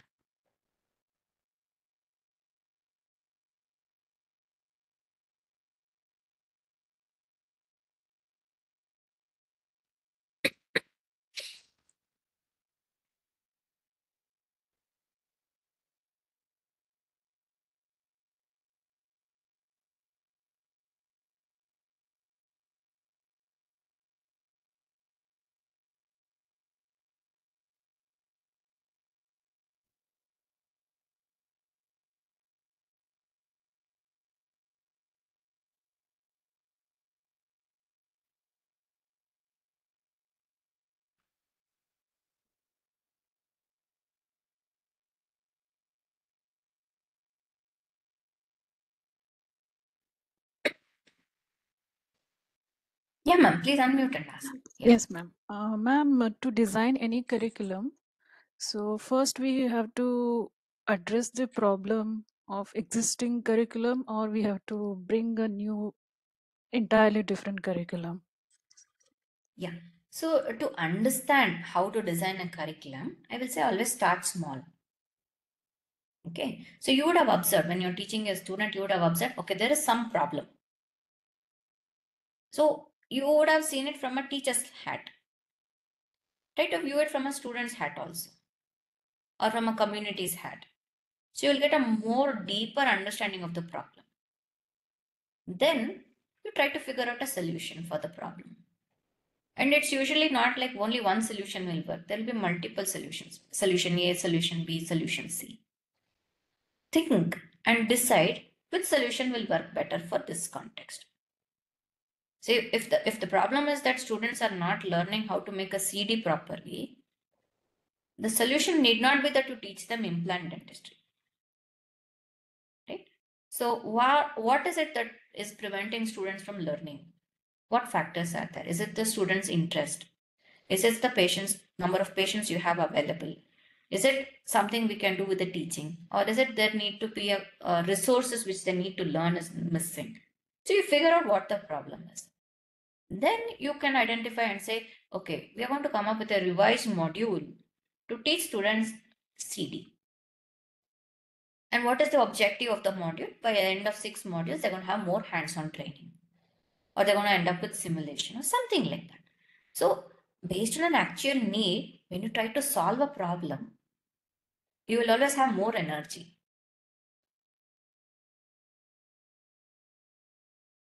Yeah.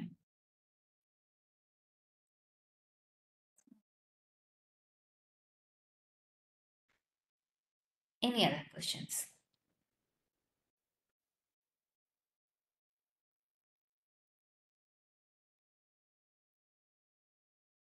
Is it possible that many solutions could come from students themselves? Is it in your experience? Yes, sir. Because students are sharp.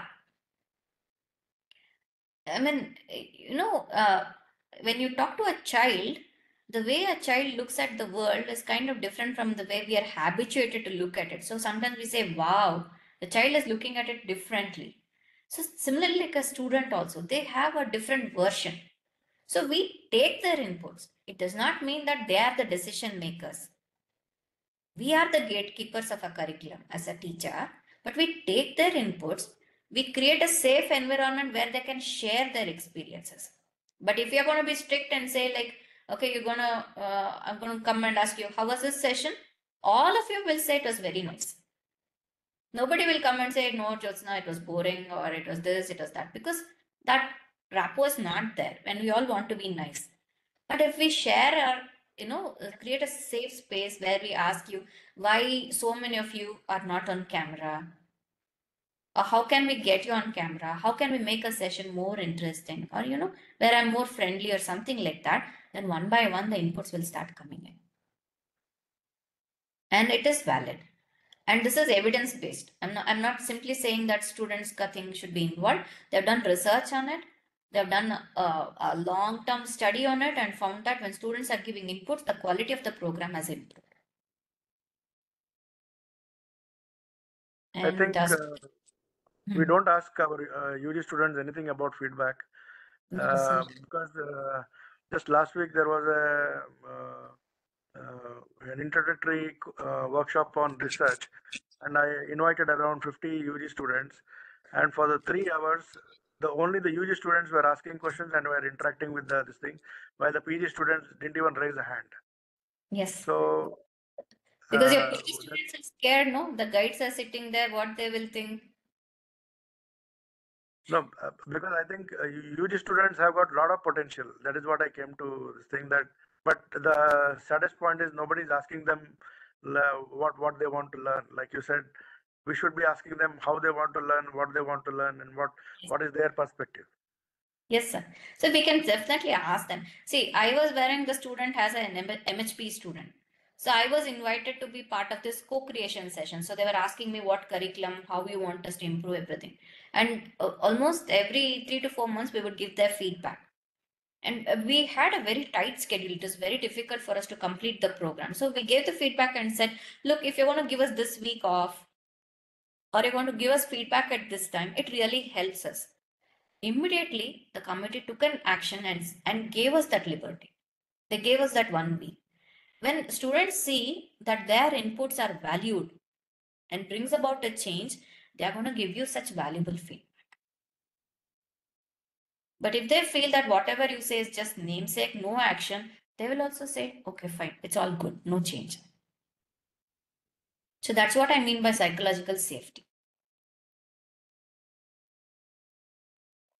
Ma'am, from the students' point of view, some students, they are like, now everything is available on the internet, right? So they have this one question that why do we have to come to the college every day when everything is available? From their point, it is also correct. But as a facilitator, how do we have to convince them to come to the college where they have to get trained very well under the some teachers, Yeah. right? Because this was one incident which has happened during the COVID time where we have to give a demonstration for occlusal rim, but because of the lockdown, we didn't give. But the student learned by online, like YouTube or something, which was like something was wrong. So I told them this is not the correct way of doing it. So they said, no, ma'am, we learned it through YouTube. So at that point of time, we were like, speechless, like whether we have to say correct or not correct or. Ma'am, a lot like of students learn now on YouTube. A lot of yes, students. yes, ma'am. All skills. Lot of students. Lot of them. That is true. So Yes. as teachers, we have to introspect what is the value that we are bringing to the table. Why is it that students who don't want to come to class? Is it, I mean, it's very easy to say students are lazy, students are this, students are that. But honestly, we have to introspect. No, are we reading from people? Exactly. Are we making the class interesting? How can we make it interesting? So the problem of students not attending class is very high in medical field because they don't have much skills now. It's all theoretical. Yes. So there students bunk classes extremely and they also go to tuitions. Because next exam everything is there. At least in dentistry, being skill based, they can't bunk so many classes. Clinics though they have to attend. Yes. So we have to Definitely. put their attention and teach them in a way that they enjoy learning. Enjoy learning doesn't mean that we crack jokes. Enjoy learning means how is this information ingrained into their hearts rather than only didactically telling them. Students learn, they want to learn. Many of them want to learn local anesthesia techniques, extraction methods, so many things they want to learn. Unfortunately, they don't have a proper teaching ability. So what they do is they look at a lot of YouTube videos.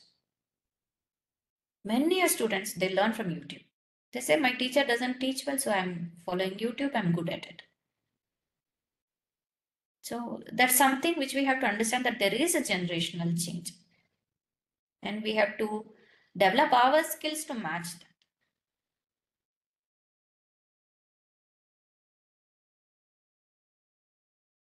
Any questions? Other questions? We have about 2 minutes till the time was 8 o'clock. Jyothsana madam. Yes, sir. Yeah, nice talking to you, madam. Actually, we met in KL Dental College. Yes, 4 sir. months back, I think you conducted a workshop and we all attended that workshop, madam. Yes, sir. Yes. Madam, I am doing this similar to your topic today, the curriculum planning for elective courses. So how you want me to proceed, madam, with this? Okay. So next session, I'll be talking about curriculum design process, sir. Okay. So there we'll talk about what are all the different steps you need to consider. So that's going to give some more idea, like what you want to. So Yes. till next week, I would suggest that all of you identify what are the problem areas you have observed, and to make it more tangible, look at a problem which you can solve. Because we don't want to have reasons with saying that that person is involved, this person is involved, DCI is involved, I don't get permission. Let's not go to that level. A problem which you can identify and solve it at your level, so that hands-on we can try to design that model. Yes. Okay. Thank you. Most welcome, sir. Do I have any other questions? Ma'am, as a matter of curiosity, I wanted to ask you one important thing.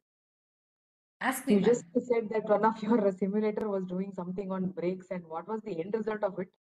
How much do you think is apt for a student to have a break in between the sessions to grab their attention throughout our sessions? So what was the Results they're still working on because it's a PhD level project, which they are doing. okay. But here in my session for the last 1.5 hours, I have given 3 breaks. Did you observe? Yes. So did that enhance learning or did it distract you from learning? You should tell me what was your experience. No, according to me, probably I was a little more focused and oriented in your session and thoroughly occupied. Probably I literally enjoyed your session for today. But will all the others so very inclined to give their inputs or take that break casually and then, because after you have given me the break, the feedback was not asked whether we have written it down or can you just tell me what you have written. So you continued with your next session because thinking that we were all attentive. But from students' perspective, probably we will not be able to do that because in between breaks, if we give, we need to orient them again, asking them whether they have done that work, what was assigned to them. How do you think we should go about?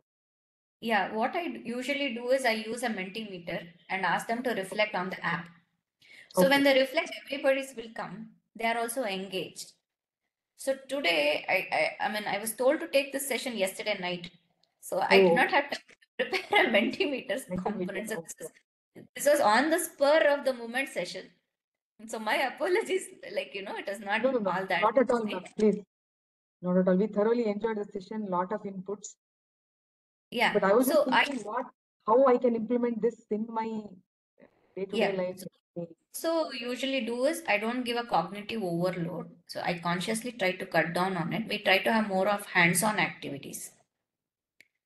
So that's why in between breaks, in between you do this, in between you do that kind of a thing. Otherwise, students also are going to feel very disturbed. Okay. Ma'am, I have a question. Yes, ma'am.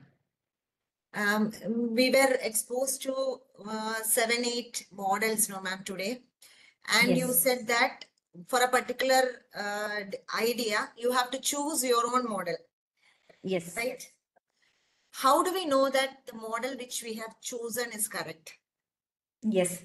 So see, you know Bloom's taxonomy, right? So Bloom's taxonomy, the higher order thinking skill is critique, appraise, select. So what it means is you not only read about something, but you also are able to judge in which situation this works.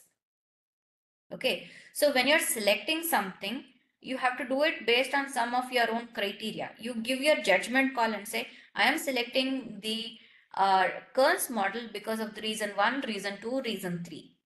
So there is no right or wrong. It is a question of what you are thinking, how you are justifying it. So of course, to reach an expertise level, you will have to read a lot of it and say why this fits or why this doesn't fit. That's why it is higher order thinking. For a beginner, start anywhere because you don't know anything. It doesn't matter. So you explore, you read, you adapt to one model, then you say, oh, this model is missing on this component. Which other model is giving me this information? So you figure it out. Because you don't have to do a PhD on curriculum design models. But what you need to understand is what is applicable in your context. So that way you can pick it up. Okay. Do we have a question or should we wind it up? Yeah, we have passed our usual 8 o'clock. After a long time, I think we have crossed 8 o'clock. Okay. Yeah. Thank you so much. And I will be sharing a few learning resources. So we talk about learner support. So I'll share a few articles to ma'am. Okay. I'm sure she should be adding it to your WhatsApp group. And have a look at it by next week. so that you are a little bit more oriented to what we are talking about, and then we can proceed Actually, faster. ma'am, if you are told what to expect in the next class, I think that Yeah. is always useful, because even today we got, like how you got last minute call, we also got a last minute this thing that tomorrow is going to be curriculum development. Exactly. So Something the some heads up on some food for thought, so that we can also come prepared with some. yes, sir. Yeah. So the first component we will be discussing next week is curriculum design principles. Okay, we are going to look at the different components there, get ourselves oriented to it. Then we will look at how to do a gap analysis in a curriculum. Okay, we'll cover only these two aspects. Third session, you will choose an instruction design model. Let's stick on to Kearns so that all of us are in the same thing. And we'll go through step by step of designing the model. So individually you will design it because you're very less in number. I hardly have 6 or 7 of you here. So design it individually. No, ma'am, we are 10 of us. I can see only 6 or 7 of you here. So if you're 10 Total of you, 10, ma'am. yeah. So even if you're 10, it's okay. So just design it. We will discuss and we are going to learn from each other. So that's going to be the third session. Yes. Okay.